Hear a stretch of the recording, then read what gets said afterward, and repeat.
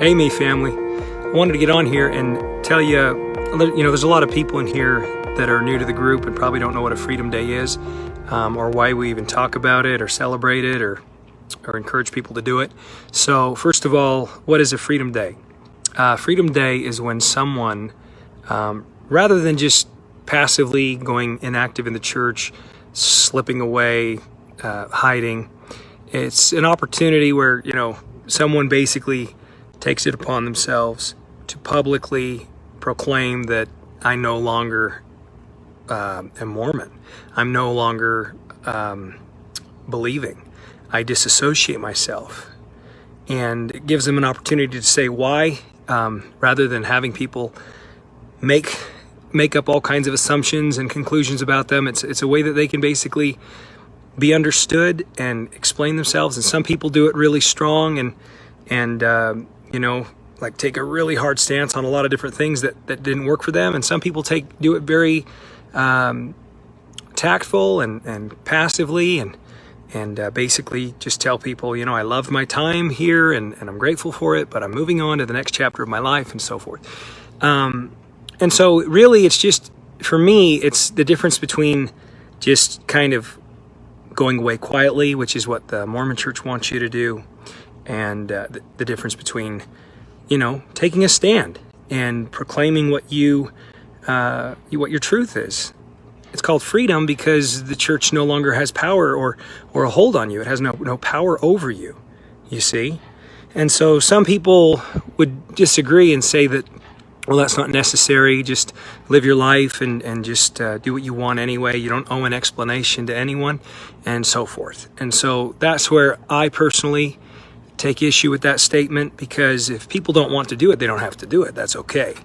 But to pretend like there aren't real issues, like, the church doesn't have the highest teen suicide rate, highest rate of gays committing suicide, women's inequality, child sexual abuse, no financial transparency whatsoever, to pretend like these issues are not real, and to just say, well, I just don't think that I want to say anything. I just want to.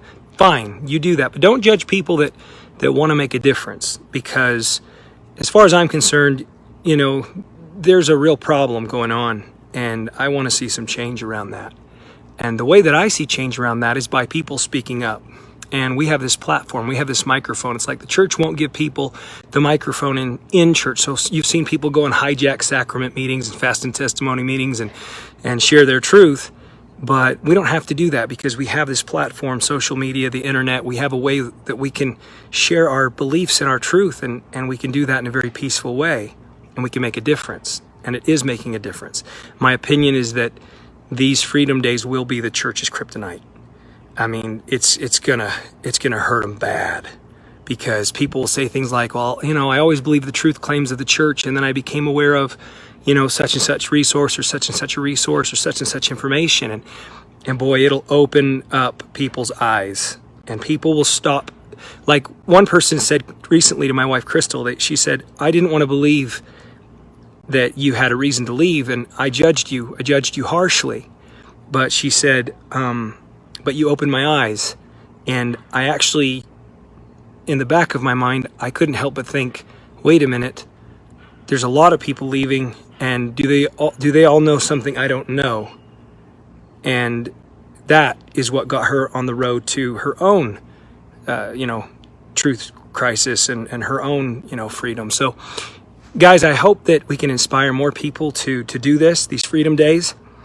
You can do it how and when you want, on your terms and your language, but I really believe that it is going to be the number one thing that causes change in the church. I believe that wholeheartedly.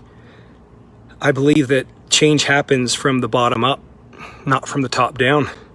And when people say, well, the Mormon church changed this and changed that and changed that, it was all revelation, bullshit. It wasn't revelation.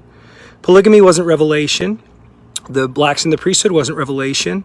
None of it's revelation. It's all social pressures, political pressures. And if you want to see change, it will happen from the bottom up. Why did they change the November 2015 policy? Why did they revert Why did they make a fool of themselves? Why? Because the backlash from their own members was so significant, so severe, they couldn't silence them. And so they had to conform. The Mormon Church had to basically, I mean, they never apologized, which they should, but they didn't. But they had to basically, you know, they had to eat humble pie and change it.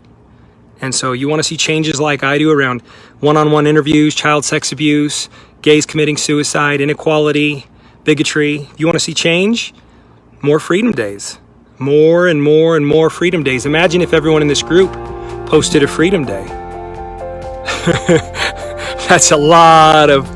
That's powerful. So I'm putting it out there.